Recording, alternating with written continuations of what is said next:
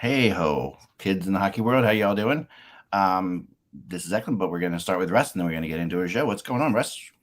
Well, I got a couple quick hitters, but the first one is interesting. We all have like some sports memorabilia in our house, and for different reasons, it means different things to us. But would you buy Ty Cobb's dentures? Mike is a huge Ty Cobb fan. Would you buy his dentures, and would you spend $11,000 on them? No. I guess if you're planning on cloning him, that's a pretty good way of doing it. You get some DNA off that. You get some DNA, but some racist DNA. That's wonderful. I'm just dumbfounded that someone would pay $11,000 for his dentures. Yeah, no. That is something. Jesus. That's something.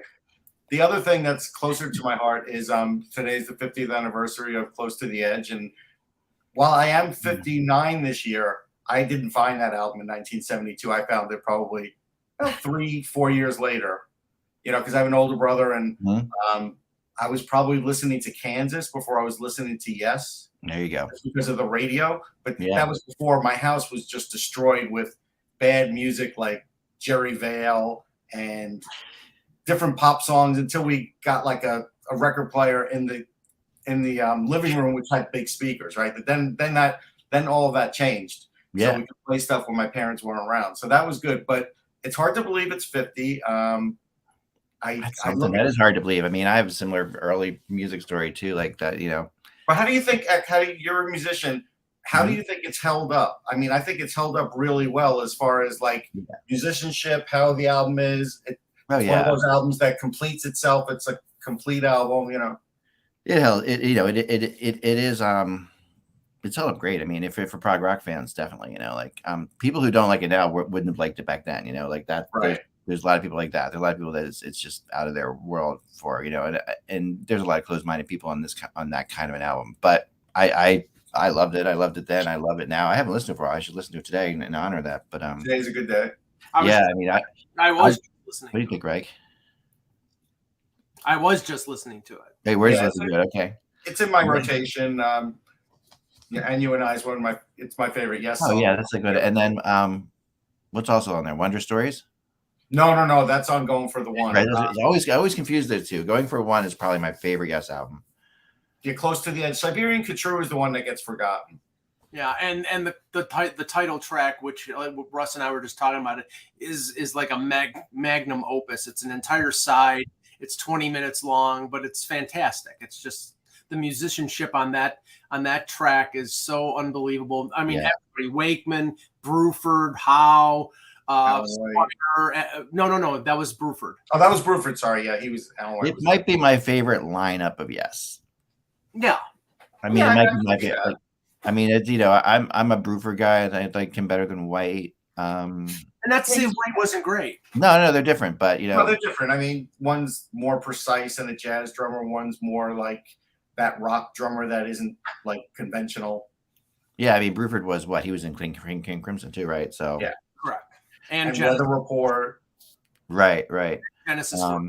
No, it's funny. So my beginning Russ was kind of like that. So my dad is a classical musician and like a concert soloist and all that stuff. So I grew up with nothing but classical music in the house at all. And until I was like 9 or 10, that's all we ever listened to. But then I found my mom's Meet the Beatles record like in a cabinet. And my sister had a Barbie record player.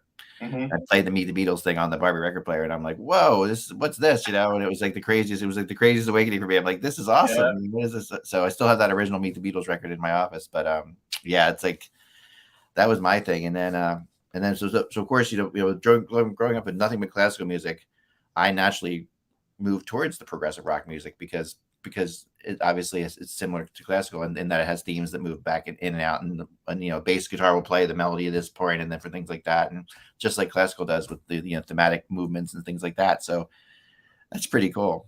It's pretty cool. Close to the Edge. Wow, that's a good one. Yeah, they're doing a tour. Some of the remaining members are doing the tour for that. They are. I'm not personally seeing it, but just like the last Genesis tour, my advice to all prog rock fans is don't bother.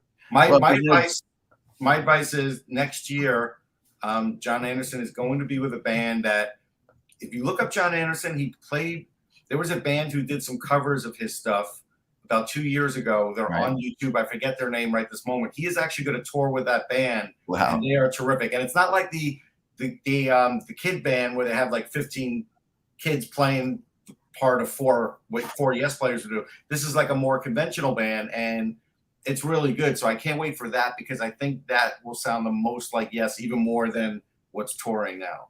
You have to have John Anderson in my mind, or you don't do. have Yes. I mean, that's it's not worth going. I mean, not these other guys are great, I'm sure, but if you're you're not seeing Yes if you don't have John Anderson, kind of. And I'm with you. there's definitely it's interesting how many young people are into this kind of music. I went to a Pink Floyd cover band last year with my sister, and they were all students from like Philly, from Penn, and they were all Okay.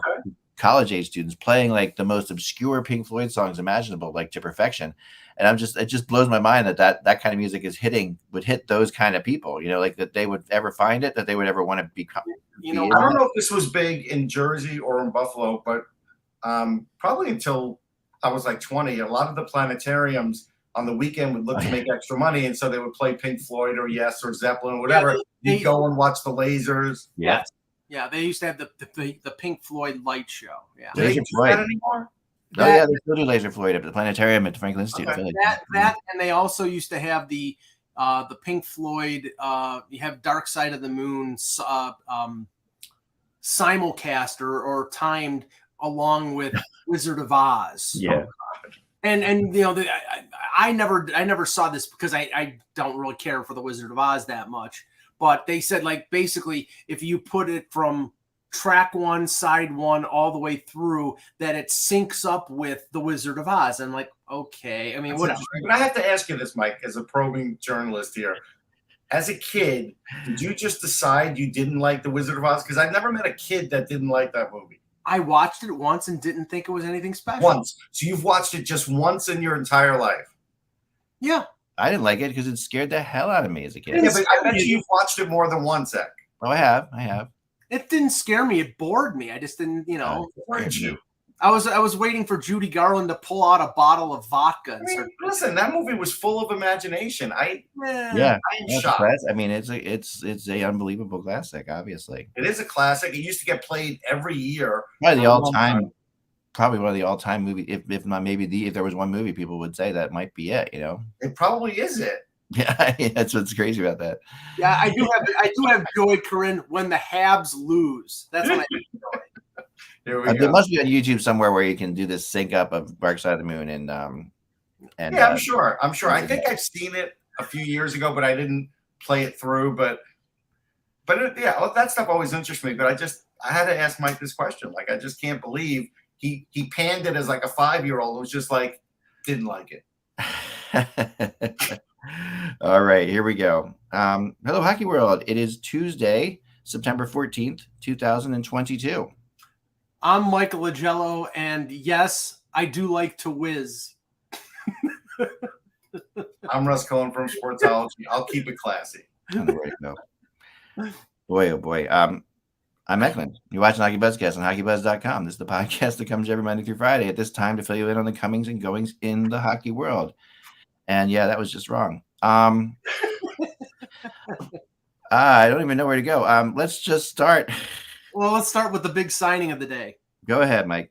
The St. Louis Blues announced the signing of Jordan Kairu to an 8-year max deal. Now, Kairu was an RFA going into the summer. They got him on a 1-year deal, making less than $3 million. But like Robert Thomas, who had a year left in his deal, they extended Kairu 8 years. That'll go into effect next season, and it's the same amount as Thomas, $8.125 million. This is the trend of the summer. You've got all the guys from Tampa, Sergachev, Cirelli, and there's one other I'm drawing a blank. And Nikushkin in Colorado. Now the two guys from St. Louis, also Stützle with the Ottawa. So all these players have been signed to 8-year max deals. Tage Thompson was a 7-year deal. These teams, I think, once, and most of these happened after Bill Daly announced that the money was going to be coming in 24, 25, that the cap was going to go up. these teams are being proactive and they're locking up players that they don't want to wait for another year or two when the money hits big. They want to get them locked up now. Yeah. Yeah, the one thing I'd say is I just posted a video from probably 5 years ago at the NHLPA Rookie Showcase where, like, I was interviewing Kairu and Thomas, and I interviewed Thomas, and Kairu kept skating near him, so he's in the video, and they're both really close friends. Like, they're within a year in age. They played at the same time. This is good continuity. Like, you know, if you wanted like Bossy and Trache kind of thing, you have it with these guys at 23 and 24. It's just smart to do it. Now, I did see something where somebody on Twitter was saying, well, how could Kairu make more than Kevin Fiala? Well, Kevin Fiala, like, most people believe that was his career year, and he's going to be an excellent player going forward. Sure. But Kairu, most people would believe, hasn't had his career year yet, and still is a high trajectory because he just had to get stronger. He had all the other tools. He had the speed. He just literally had to get stronger, and St. Louis over-marinated him. That was smart. And now they got both these young guys locked up. And consider Fiala, the difference between his salary and Kairu's salary as sort of a Southern California Kopitar Dowdy tax, because they've got two guys on their books making over $10 million a year. Plus he gets to play in LA, whereas Kairu, the books are fairly clean in St. Louis. I mean, there's no monster salaries that I believe they're the highest ones. So, the Blues are in a good financial situation when it comes to like laying the future for these players. Yeah, no, really good financial situation. And I like the Blues are a team that's really easy to overlook right now when you're looking into. I'm starting to do my like preliminary predictions. Yeah, they are easy to overlook. I agree with you on that. I mean, they could be one of the top 3 or 4 teams in the league, and that's how good they are potentially. I mean, they really gave Colorado a battle, but and people forget that too. And they, they still have enough players left from that cup winning team. And they still have they still have some, and these young guys have come in that, weren't even part of that team that have made them better.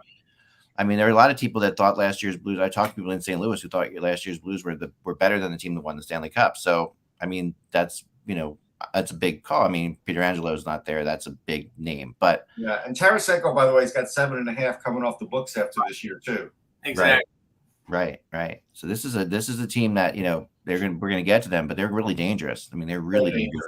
And the Thomas contract, even though I believe that they want to re-sign Ryan O'Reilly, he's up after this year making 7.5. They want, they'd like to get him locked up, but if they don't, they have the insurance of having Thomas there locked up for 8 years. So they've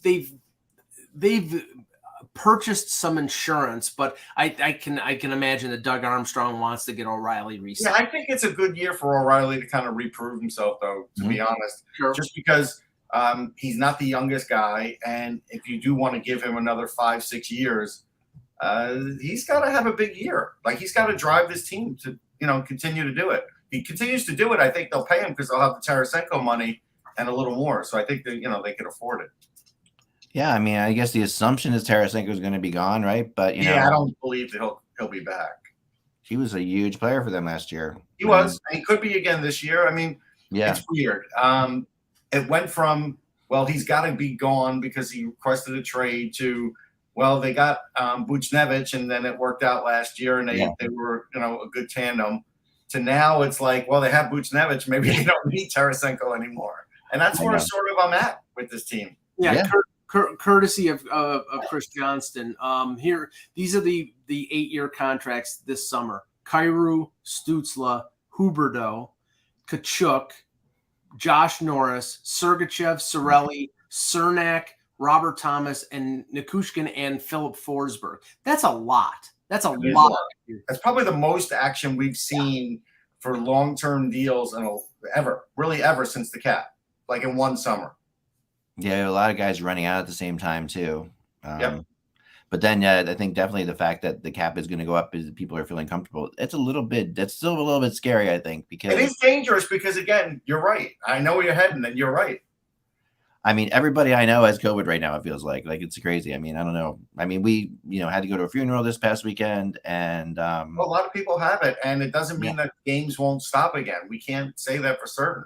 I mean, yeah, I guess it's just it feels like people are just going to deal with it at this point, and everyone who's been vaccinated just thinks of it like a bad flu type situation. But that's where we're at. It feels like we're not going to have games stopping, but it's just a little bit scary to think about. Are people going to be willing to go out? Although in Canada, it's not fully cleared up, right, Mike? They haven't said everybody can go freely into Canada. Well, the ArriveCan app is still necessary to go into Canada, but that doesn't mean. I mean, anybody who's vaccinated can go into Canada. Now it's just the inconvenience of having to go and plot your I'm going to cross at this bridge on this time. But really, if you're vaccinated, there's no limitations. And from what we've heard from, say, for example, the Professional Hockey Writers Association, they're expecting full access in the locker rooms starting now. Yeah, so we could talk about that for a minute. I think that's a nice hope. And I think that's exactly what it is. It's a hope. It is going to depend on the team, right? The team is going to be the one that drives the bus on that. And if a team doesn't want to let you in the locker room because they feel like, hey, there's still a risk of transmitting, or because they just don't want us there anymore, either way, they're going to keep you out. Yeah. Well, that's gonna be a problem. Yeah, I think that they should be keeping us out for the time being. Honestly, I still don't think that. I mean, because listen, this strand is incredibly contagious. I've seen it go through people. I'm expecting to have it any moment. My in-laws have it. My two people that were at the funeral have it. Wow. I've had it, or I've already had it before, but I'm expecting to get it anyway. My son has a fever, but he doesn't have it. We've been testing him 5 times already because we just expect he's going to get it.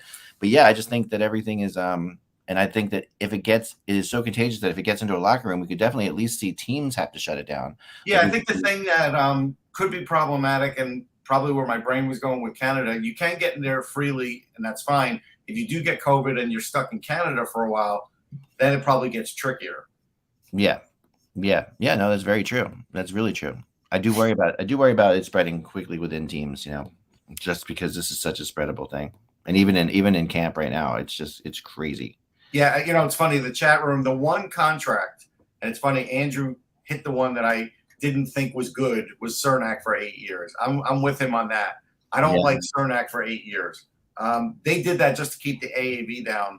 I don't think they expect Cernak to be good in 8 years. Right. I think they expect him to be he's 8 years at 5 and a 5.2. Right, to keep the AAV down. That's what they did. Right, but I mean, I think they expect him to be a 3-4 defenseman for, he's 24 years old. I mean, you're talking about till 32, barring injury. I think they expect. Yeah, but, again, we see the one thing about defensemen is it's hard to play a long time if you play any kind of physical game besides whatever you do playing defense. I mean, just look at Ryan McDonough. I mean, he's still a good player, but he is not the same player. I mean, he has been declining a little bit every year. But the injuries have piled up on him. That's the problem. Yeah, but that's what happens to a lot of these defensemen, a lot of them. Yeah, that's really true. We've been talking about Vlasic for years being barely an average player, and this is 3 years going now that we're talking about it for him. Yeah, that is 3 years going. That is crazy. The other thing we had today was the Dallas Stars announcing that they signed general manager Jim Nill to a contract extension through 23-24. So not a long contract extension, I guess. No, but he's earned it. But I spoke to Nill at the draft, and I've known him for a while, and he's been pretty proactive with everything. I think I know a little bit about the owner of the Stars, and I think he just wants to know that his team's in the right direction. I think if he knows they're in the right direction, Nill will get another 2 years after this 1 year at least. I get why there was some skepticism going into last year, but I think they proved something last year. And then now they have Ottinger, which things should be looking up for them. Robertson will eventually get his contract. All of that going, Dallas is kind of like one of those teams that is like a bubble team every year. They can make it, they cannot make it. Yeah. I don't know if Nill can do much better at this point. I know where there was a little moment where people were saying, "Oh, maybe he's going to get fired," but those were injuries too. I mean, I don't know. It wasn't all his fault. I don't know if it's him on being on the verge of getting fired, but I did note that I think it was Elliot Friedman said during the summer that there was a lot of chatter about Nil, maybe being close to retiring, and that essentially he might want to go year to year, and this is consistent with it. This is like, if they fire him this year, then he's got a golden parachute of a year left on his contract. But it's not a long term. It's not a 5-6 year extension. It's a 1 year extension. So I think, I think that's fair. And if it's more like on his time, he's 64. He's not that old. No. He's pretty spry. And I got to tell you, he was pumped up to be in Montreal. Like he said, he walked the entire city, like just and taking it all in because he hadn't been able to do that in a couple of years. So I didn't get the feeling that he was talking to me as a guy who might retire in a year. I think everybody was pumped up to be in Montreal because we were not like in COVID lockdown. Sure. But I mean, he didn't seem like a guy that was going to get ready to hang it up either. Like he still had a great passion for the draft and talking about his team and what was going on with salaries.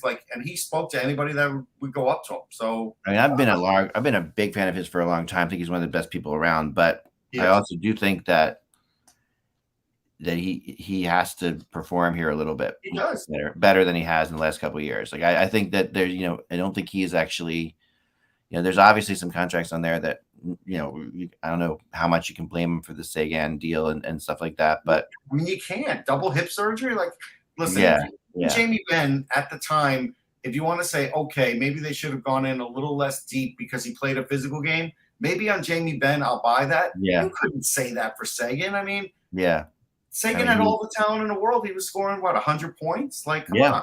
Yeah. I mean, he's making more than any other player in the NHL this year. Some other injury, which is crazy. Some other injury news and PTO news. Blackhawks announced that defenseman Jake McCabe, is undergoing cervical spine surgery and will be out 10 to 12 weeks. He's entering, I believe, year 2 of a 4-year deal, making $4 million a year.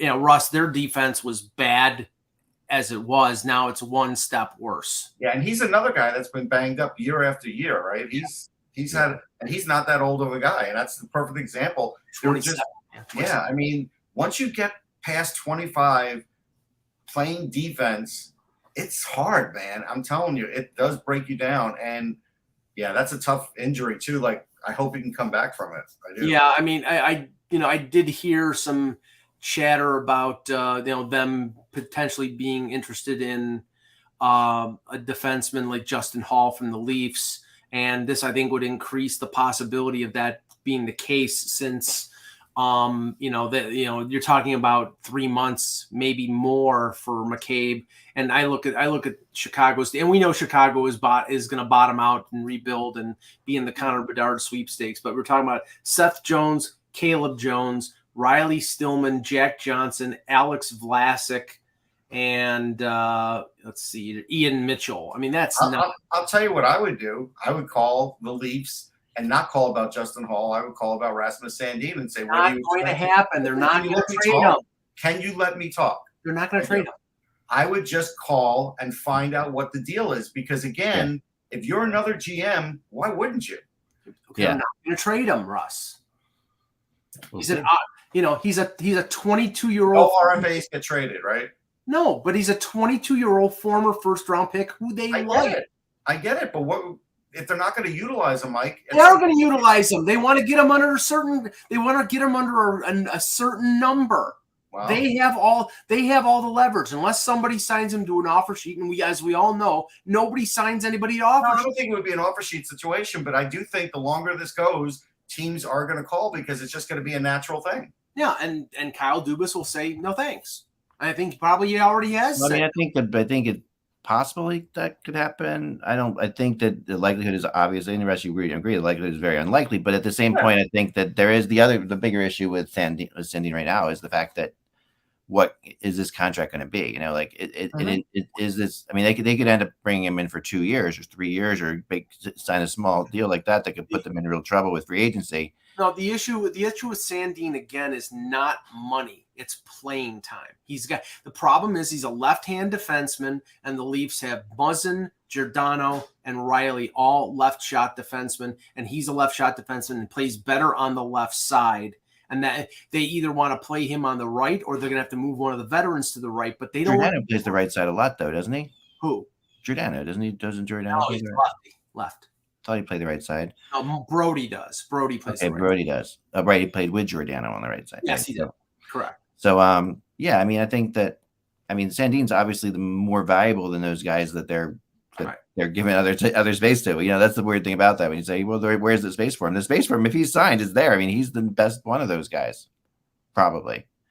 Yeah, no, he. I know there's been a lot of chatter out there about them potentially trading him.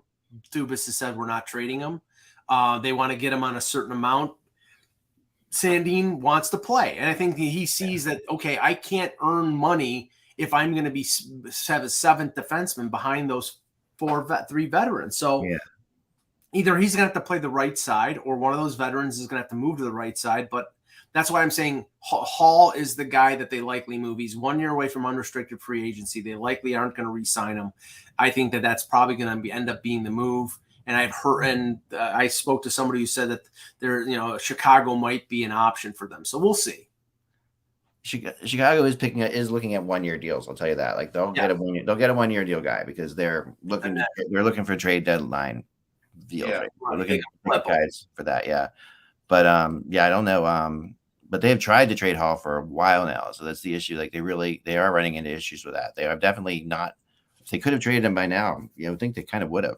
Yeah, and what GSM is saying in the chat room, I do think has probably been talked about in Sandin's camp, that if they think it's a brick wall, a dead end job this year with the Leafs, then he can go play in Sweden and come back next year. Yeah. And I believe he has the same agents as William Nylander, which is the same threat. And in the end, he didn't go to Sweden. Because Nylander was going to get playing time. Sandin is not. And at some point, if they look at the way the Leafs have, again, if you want to say this is an embarrassment of riches, I think that's probably a stretch because I don't love the Leafs defense, but it's good and it's better. Yeah. But in the end, if they don't really plan on signing him, on using him, and even though Dubas says I'm not trading him, that is his option. And at some point, he might use it. Well, there's no value out there. There are people who like him. So, yeah. Well, the issue again here, what the Leafs are trying to do is trying to get Sandin under contract before they trade Hall. Because if they trade Hall, then all of a sudden Sandin's representatives are going to say, okay, give us the $2 million you just cleared with Justin Hall. And they're like, no, we want to get you on the deal that we just signed Timothy Liljegren to. So they're not like, but everybody knows that's what they're trying to do. So it's it doesn't always work out nice and clean. You can't sit there and try to trade him and try to sign him before you trade. But it's like people know this. And it's a limited market for Justin Hall. You might have to give up a pick to get rid of Justin. And this Hall. is going to do this issue. Bullshit. I'm sorry. No, that's not. It's not. Okay, so you think feeling if they could have traded Hall, they would have by now. My feeling is if they were able to trade him easily, he would have been traded now. With There's all the defensemen and all the other PTOs that are being signed, he would have been gone easy. I don't think they'll have to give up anything to get rid of Justin Hall. I think they'd probably get like a 6th or 7th round pick in a deal. They might, but I do think it's possible they have to give up something too, though, because I think that I don't know. Like if he was a free agent right now, let's just pretend he was out there as a UFA right now. Right. Would he have signed, or would he be in like a Calvin DeHaan type situation? No, he'd be signed already. He's a right-handed defenseman. He's 6'4". He would get signed. No, I think he would get signed, but not to this salary. And that's my issue is the Leafs can't retain, and the Leafs, if they want to get rid of him, I think they would have gotten rid of him already if it was easy. Yeah. Louis Gross is the agent for Nylander, and the same agency as Nylander's dad.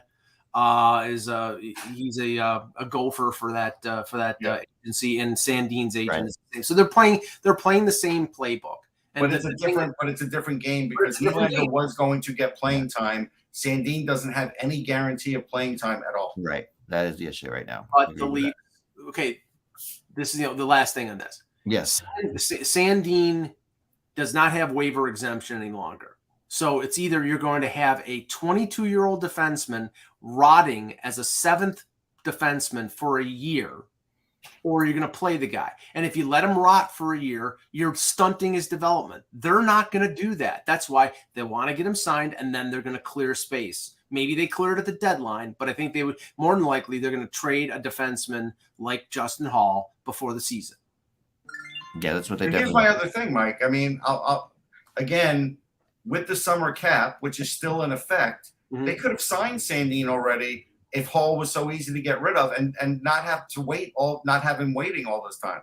Again, what I was saying is they want to get Sandin signed before they trade Hall because they don't want to give Louis Gross and his agent the leverage of, okay, now you've cleared the space, now give us the money you just gave Hall. They don't want to. They wouldn't have cleared the space. They would just leave him on the roster on the summer cap roster. No, that's my point. Russ, you don't have to clear the space today. No, but the agent will go to him and say, "Okay, we cleared the space. Now give us that money." And they don't want to give him that leverage. But like you said, the agent knows that they're trying to trade Hall too. So it's not like this is a game that. But it's a staring contest, Russ. They're not going to trade Hall until they get Sandin signed, and Sandin's not going to sign until they trade Hall. We'll see. You telling me that he's going to want to miss time at training camp when he has a chance to fight for a job?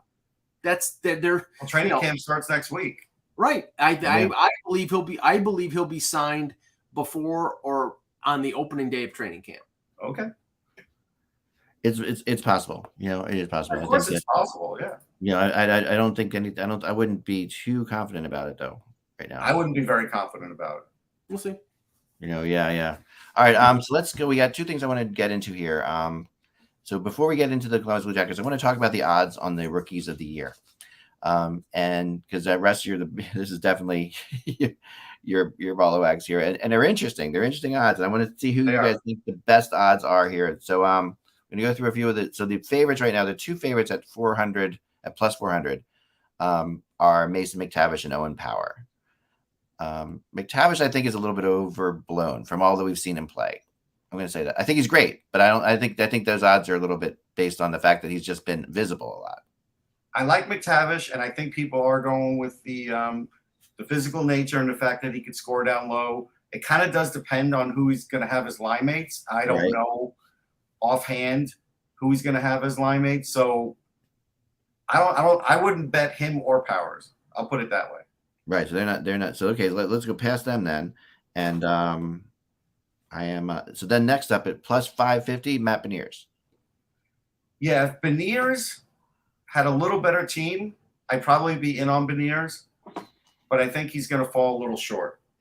Yeah, I do too. And I really liked what I saw. I really liked what I saw from him. So now we're starting to get into some of the more interesting ones. I think the plus 1200, two guys at plus 1200, Cole Perfetti, Kent Johnson.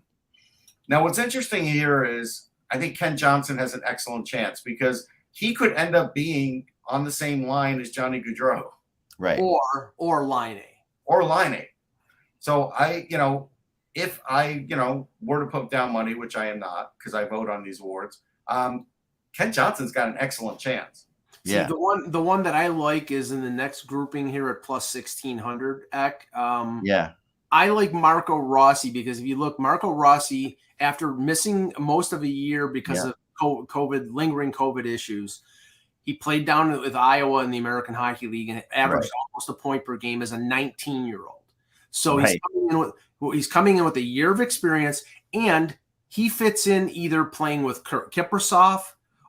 Not Kaprizov, Kaprizov, excuse me, or with like say Jordan Greenway, or he could really fit in. He's going to fit into the top six, and I think he's a very talented player, and with that talented Minnesota team around him, I think he could put up some totals. Yeah, without putting up my interview with Rossi, which I'll do at some point. I mean, he says he feels 110% now, so Rossi is definitely a player in this too, no question. Slafkovsky is a player in this at 16-1, or at least whatever the odds are you have. 200 I have. Plus 2,000 is what I have. So yeah, I mean Slafkovsky is a player in this for sure, and Jake Sanderson is definitely a player in this too. I think the 3 plus 1,600 guys are Rossi, Sanderson, and William Eklund. Yeah, Eklund I don't think is going to have the line mates, so I'm not going to go with Eklund. I think defensemen are at a disadvantage in this award. Well, I don't know. Sider won last year, so how could you say that on a bad team? I think, unfortunately, Sider winning last year on a bad team is going to hurt Simon Edvinsson. Yeah, who could be just as good, but I think then you might have some voters thinking about that and really scrutinizing that pick. and you see the thing about this also is that Detroit sent Sider to Grand Rapids for a year, right? And I think that they saw how good that did for him. That did so much good for him. I think that there's going to be at the end of the day a real temptation to do that with Edvinsson here too, because just to see. The only difference is, and this is where Lidstrom will come in. I believe, and most people do too, that they're going to hold the Swedish Elite League in higher regard than the DEL, where Sider came from. And so they're going to say he's already developed in the Swedish Elite League. If Lidstrom gives him the okie dokie, he's going to play at least 20, 25 games until they make a decision. You know what I mean? Right. Yeah. I mean, he was, I can't wait to see him play. I mean, I've heard so much about him. Yeah. I mean, watching him play a little bit in the juniors, you could just see he's got like a Pietrangelo thing to me a little bit. I mean, the weird thing about Sider is he played in the American Hockey League 2 years ago. And then because of COVID, got shut down. And then he played in the SHL last year. So he got pro experience in Europe. He got pro experience in North America, setting establishing the sort of the groundwork for what he did last year. Right. Edvinsson could start with Grand Rapids. It's very possible. Two good long shot picks are Vitaly Kravtsov for sure. Yeah, because he has played against men and he plays a really good all around game and has a great shot. So he certainly has that. And then the other one could be Alexander Holtz, depending on who's on his line. Right. Maybe he doesn't get with Jack Hughes, but if he gets with Dawson Mercer, Holtz has an amazing shot, or Heischer. Yeah, he's got an amazing shot, and so you never know if he could all of a sudden pile up goals because that's what he is. He's a goal scorer. Kravtsov's at 2,500. Shane Wright and Slavkovsky are at plus 2,000. Yeah, this is an amazing field, though. Like I got to tell you, this is one of the best fields that I think we've seen for rookies in a while. Like this. Well, I'll say this: the NHL and NHL writers, if Slavkovsky has a decent year, they'll want to throw something towards Montreal. It's a feel good story. The hype will be there if he is putting up points and he's within the top three. The hype will help him. There's no doubt about that. I do like the guy's attitude when I hear him talk. As far as being a Montreal Canadian goes, like Montreal tends to have guys not like that. Like he's got a lot more attitude, and I guess the fact that obviously Montreal is such reverence to people, but when you're not from Canada necessarily or North America, I think it's different. Like he doesn't really look at them like with the same, like Shane Wright would have looked at it being on that team a whole lot differently, I think, than Slavkovsky looks at like that's the team I'm on. It's a great team, obviously, it's a historic team, but I think I like the fact he's kind of going with a much looser attitude about it. Yeah, and somebody in the chat mentioned Nick Robertson. Yeah, he's at 3,000. 3,000. Now this is the thing. This is if I was working the odds, I would put $20 on Nick Robertson for one simple reason: the 3,000 plus 3,000. But I'll say this: of this class, he's got the most experience. He has 4 games in the playoffs, 16 games over 2 seasons in the regular season. 2 years in the AHL. So he's under the 20, I think it's 25 game limit for rookie qualifying. Yeah. If he makes the Leafs this year, which there's a possibility of him doing, he most likely makes it in a top 9 role. If he plays with Tavares or plays with Matthews, then he could put up Michael Bunting type stats. So it's not a bad gamble. I like him a lot. I'll also say this to answer Joe Morello, who hates to hear anything positive about any New York Ranger ever. Asking what Kravtsov has ever done in his last 2 years in the KHL with little or no power play time, has 22 goals in like 50-something games. So if you think that's bad, then okay, sure, Joe, he's done nothing. But 1 year he had 16 goals too. And again, this is a guy who had to play wherever he could play because they had star players and they don't just hand you a job there. So Yeah, he got thrown over there late too because he was here and everything.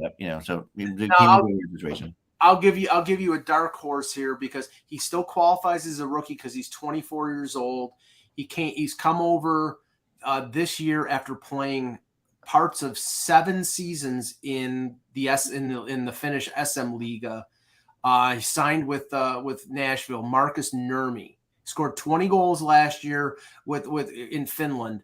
He's the type of guy that, on that team, he might play in a top 6 role. He might play in a top 9. If he plays in a top 9 role, then it'd probably be like a Tanner Janot and he won't get enough points. But if he plays in the top 6, being a more experienced player, he could put up points and he might sneak in there as a potential a finalist for the Calder. Yeah. By the way, and we are mentioning these last few guys as like long shots. Long shots, definitely. They are long shots. But this is a lot. I mean, we've already mentioned 10 guys before them. So right. But to have 13 guys. I mean, I think legitimately, if we were to really put this in a think tank for 5 minutes, I think we would have 10 candidates, 10 strong candidates. I mean, I think all these guys are strong candidates. I honestly don't think any one of these guys has a serious shot. I mean, people are handing this to Mason McTavish, who I really like. Of course I do. I know him. Yeah, I wouldn't hand it to him yet. No. Yeah, I mean, I just think that we all saw a lot of Mason McTavish, and and he's definitely ready for the NHL. And then playing in that World Junior Tournament, especially when you consider that Junior Tournament is played at the end of the summer before, and that's another 7 months, of his development. Like, this guy's ready for the NHL now, so he's going to step a month after the Junior Tournament into the NHL. No question about that, right? And last year he stepped in the NHL and had success right away. So didn't play a lot here, but had success. Scored goals in the NHL already. So yeah, this is a good one. But I know why everyone's here today, and then this is there's no question. I gotta say one thing. Go ahead. Joe Morello, add up his seasons. He scored 22 goals combined, 16 one year, 6 the other year. I'm sorry, that's math. That's solid math, Russ. But why everybody's here today is for sure. This is one of the craziest days of the year for us. Always on the Buzzcast is when we do the Columbus Blue Jackets preview. All right, so we're going to jump into the. This may be the most positive. Chicago. Wait. We're not doing Chicago. You missed the text, Mike. You missed the text. The text. Okay. We're doing Columbus, yes. We're doing Columbus because our Chicago blogger, Zach, who we just joined us, is going to be able to get with us at some point. I want to have him on here. He actually is a really good podcaster, does his own podcast. So check out Zach on the. But I got the Blue Jackets. I got you, Mike. Don't worry about it. I'll start off. You guys can go from here.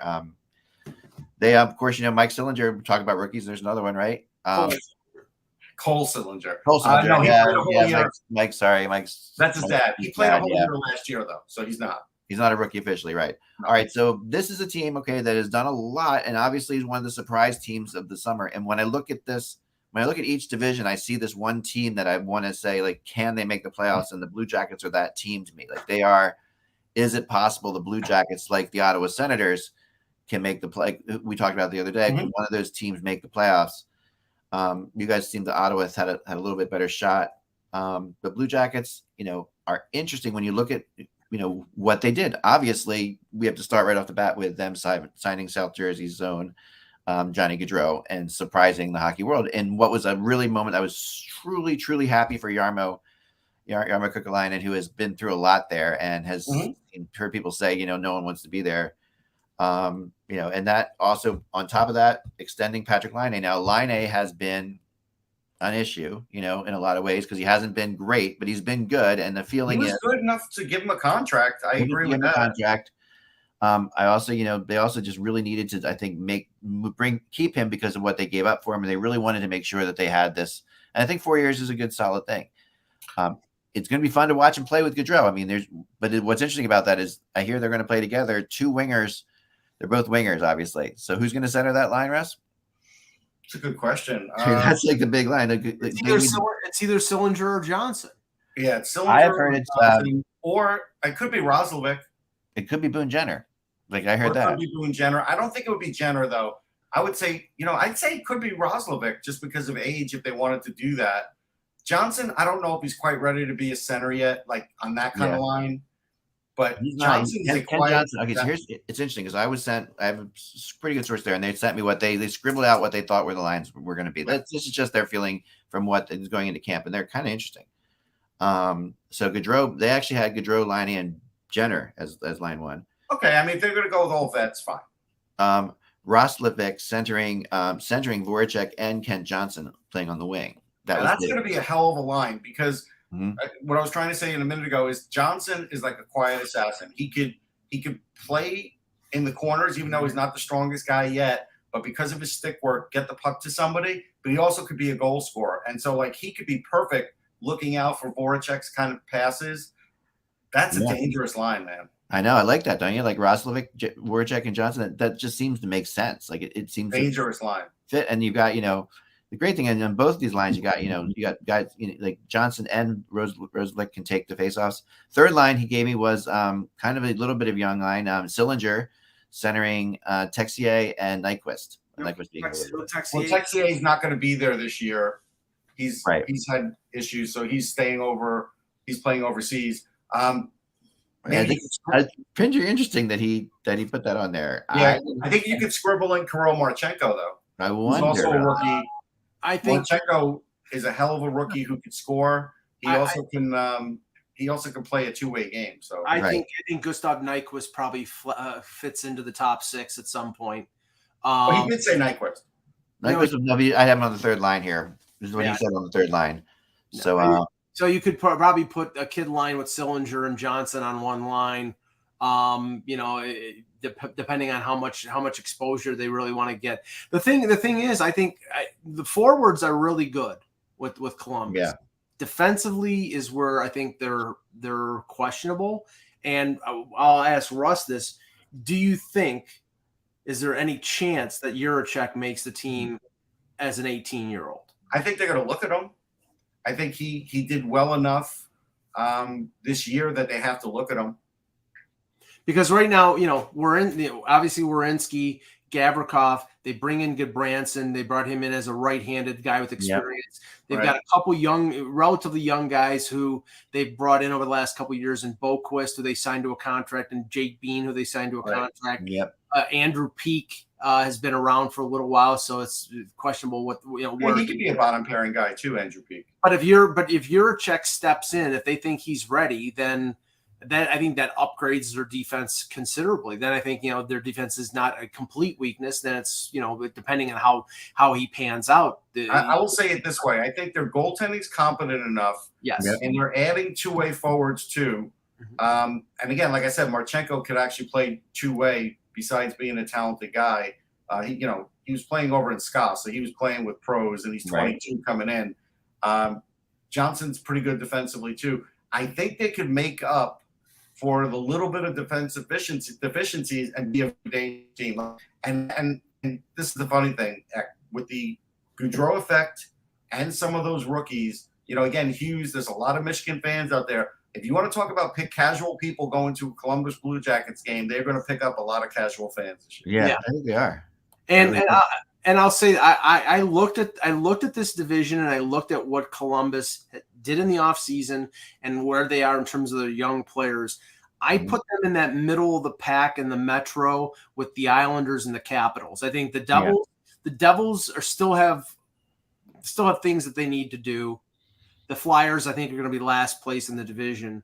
I put them in that group of 3 with the Capitals and with the Islanders to fight out for a wild card spot. And I think they could do it. I mean, I'll do this as an aside because I did see some notes from Bet Online today. They had Torts at 33-1 for the Jack Adams. So. Oh, Jesus Christ! Really? 33-1. That's way higher than I thought it would be. That's way.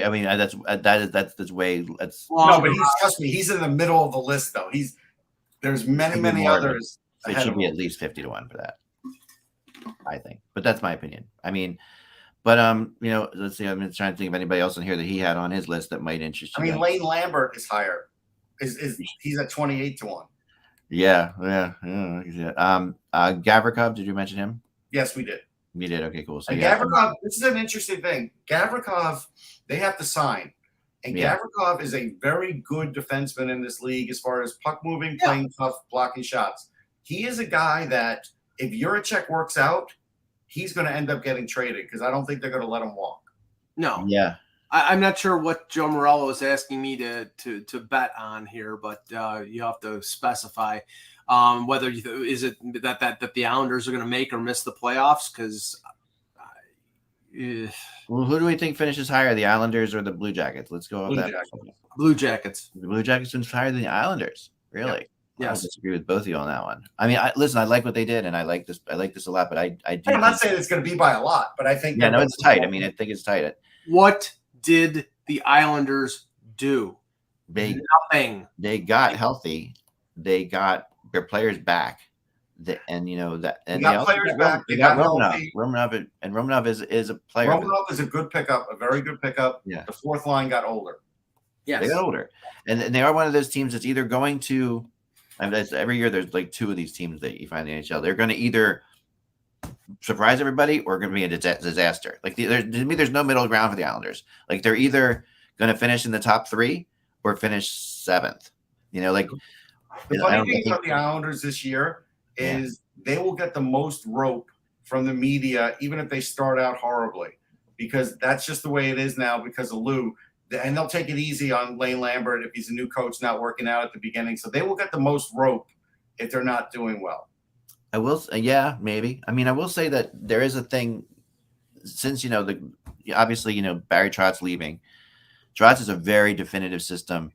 And the one thing when I talk to people about it, I thought it was kind of ridiculous that they didn't, that he was gone. I thought, obviously he's done so well, but, they say he is so specific to what he does that players can't battle their way out of the doghouse in a lot of ways. And they can't, and there's a huge amount of couldn't, as an example. Yeah. There's a huge amount of relief that comes when a coach like that leaves, and Lambert could see the success of just that, of having these guys with fresh starts.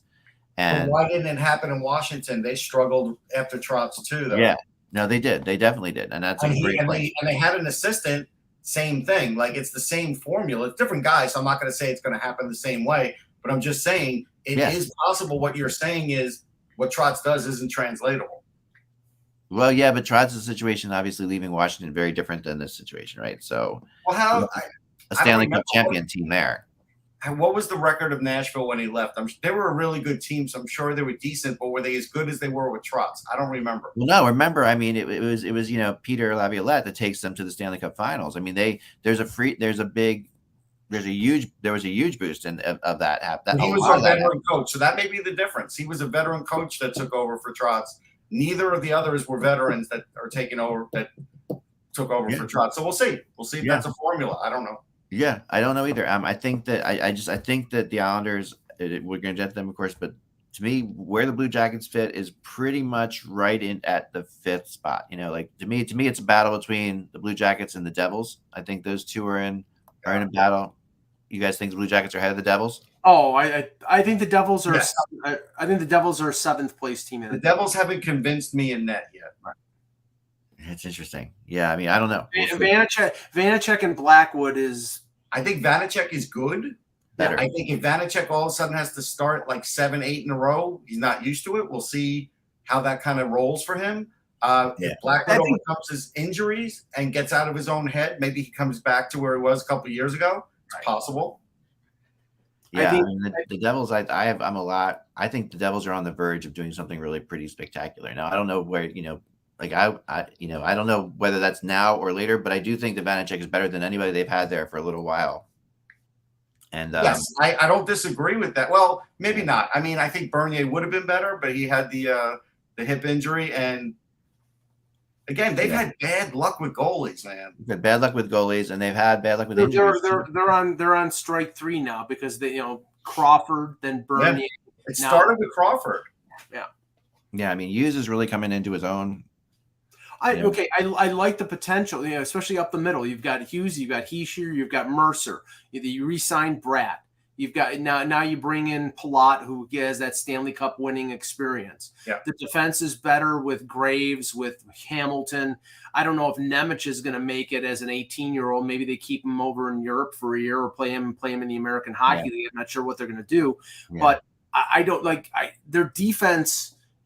Damon Severson, I think, is on the last year of his contract. I mean, they're unsettled on the blue line, and they're unsettled behind the bench too. Like Lindy's coach is hanging his coaching ship there, whatever you want to call it, is hanging by a thread.